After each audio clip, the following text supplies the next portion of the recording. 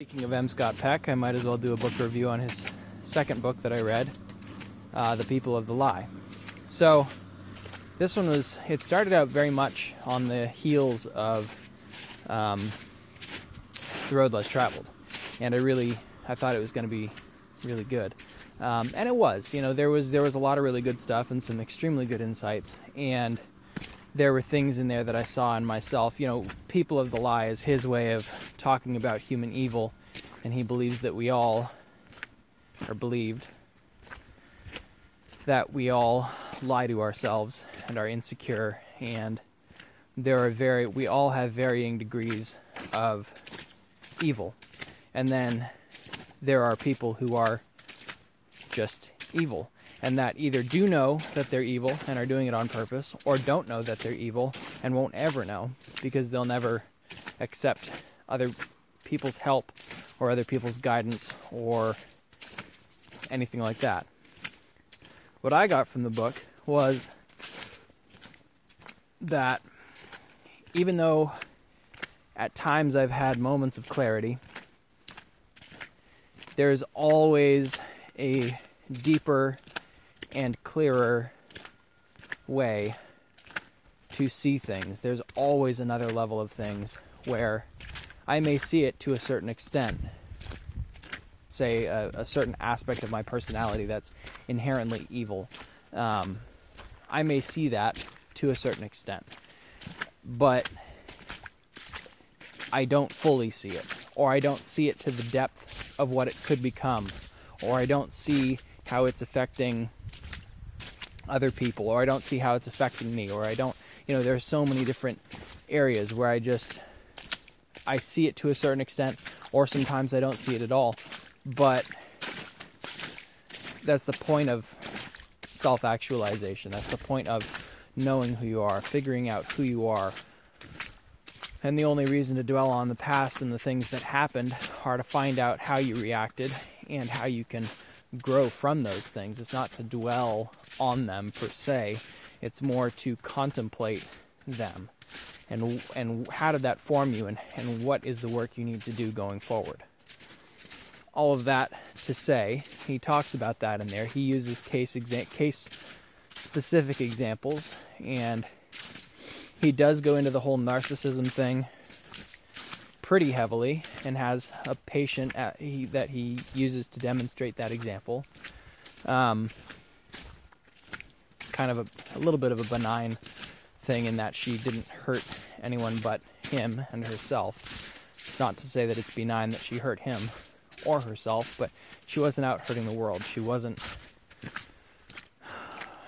influencing hundreds of other people or thousands or countries or whatever, as a lot of leaders are narcissists.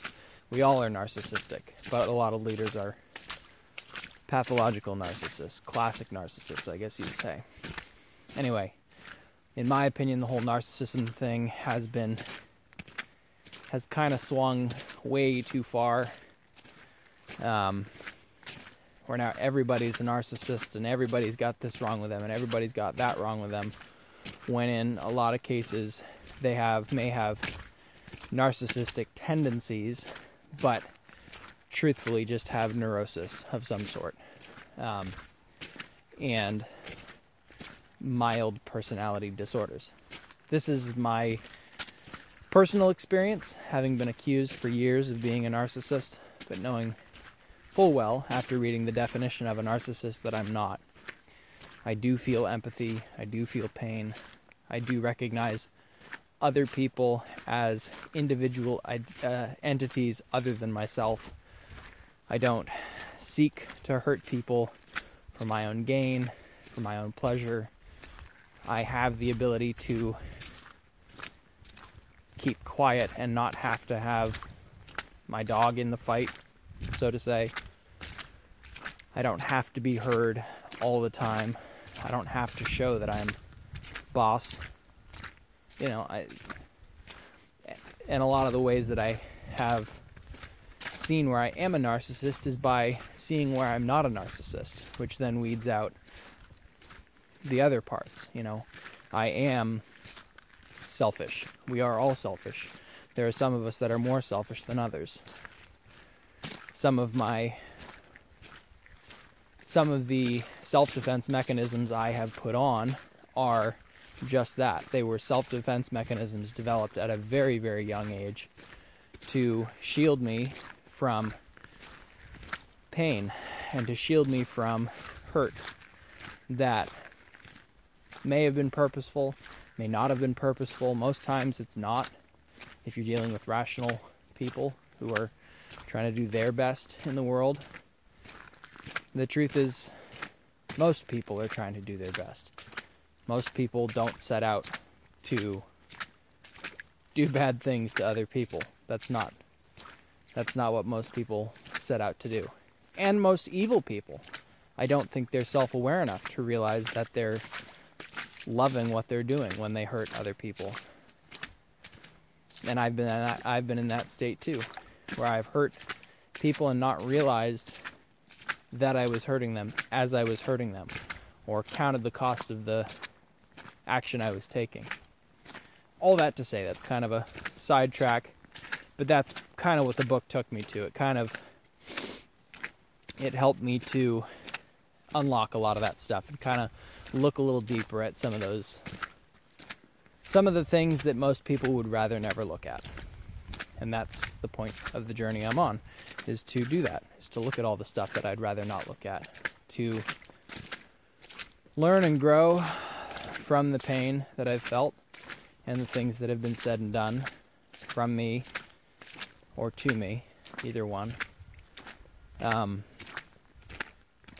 then, as he went on in the book, he kind of got carried away. So he was talking about evil people, and he calls them the people of the lie because evil, in his opinion, is when people lie, either to themselves or to other people,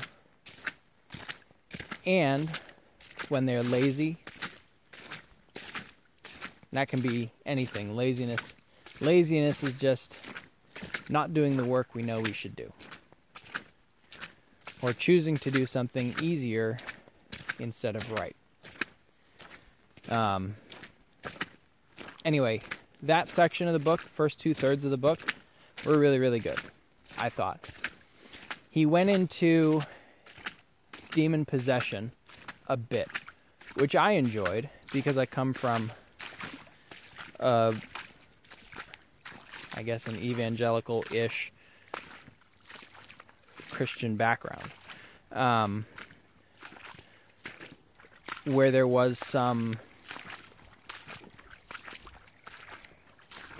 I won't say there was demon possession, I will say that he describes very clearly in there what was being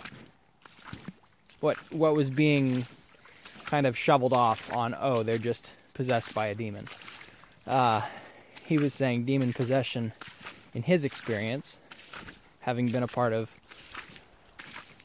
psychiatry for, 40 years, and then becoming a Christian and doing the whole exorcism thing very strongly. He was in 2 exorcisms, is what he said. And he was very clear that that wasn't a sure scientific test that this is the way they were, but he said in his experience, the possessions were very specific and very rare. It was not the majority of his patients being possessed by demons. And I liked his distinction in that, and I liked when he pointed out that a lot of charismatics and religious people like to try to cast out demons of alcoholism or demons of depression or demons of whatever other vice is not working for whatever charismatic is trying to cast that out. And I grew up in a scenario where there was a lot of that. Oh, well, you're just under a demon spirit. And we'll pray for you, and we'll do that. We'll just pray for you. So, which a lot of that was just shoveling responsibility off of actually giving somebody help. You just say, oh, we'll just pray for you, instead of sitting down and taking the time to work somebody through the reason why are you so furious with the world? Oh, you were hurt as a kid? verbally, emotionally, psychologically, physically. Oh, maybe we should talk about that. Maybe we should figure that out. Nah, you're under a demon. That's a lot easier. Anyway,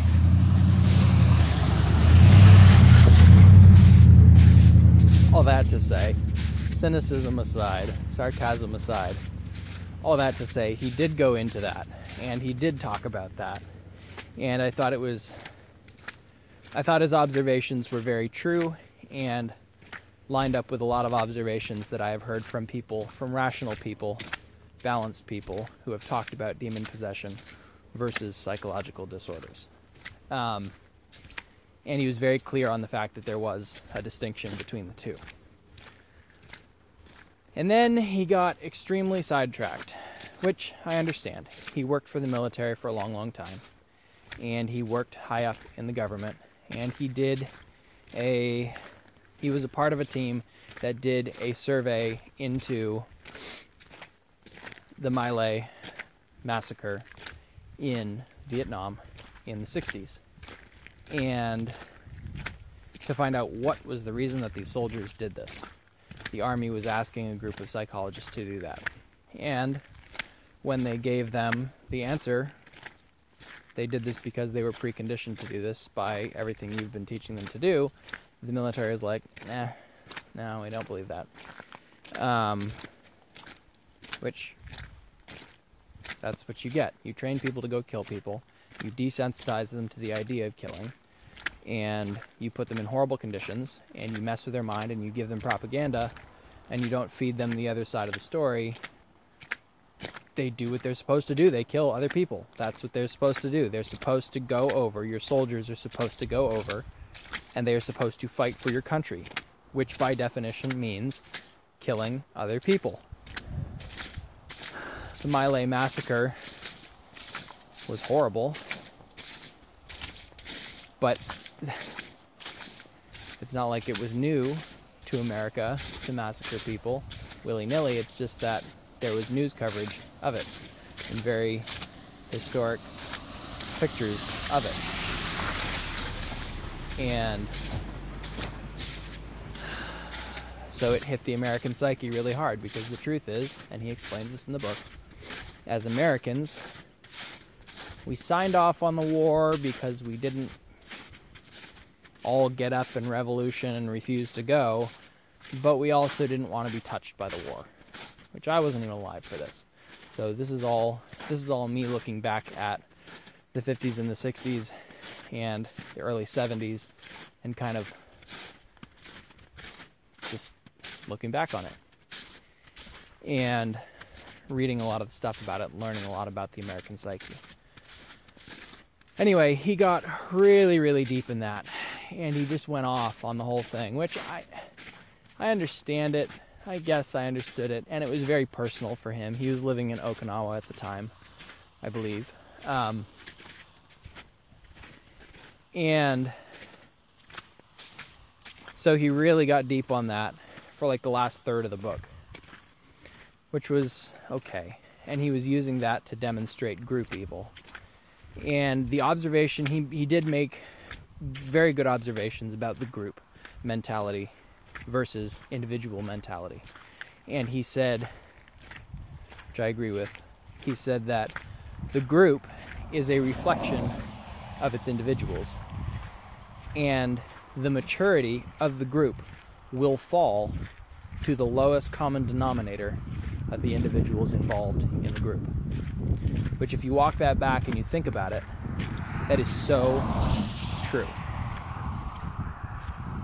The maturity of the group will always fall to the lowest common denominator of the individuals involved in the group. Pick any group at any time, and that is the way that works. Because humanity is humanity. We're human. And because of group pressures and because of whatever, that is the way that it works. It was just an amazing observation and an amazing statement to make.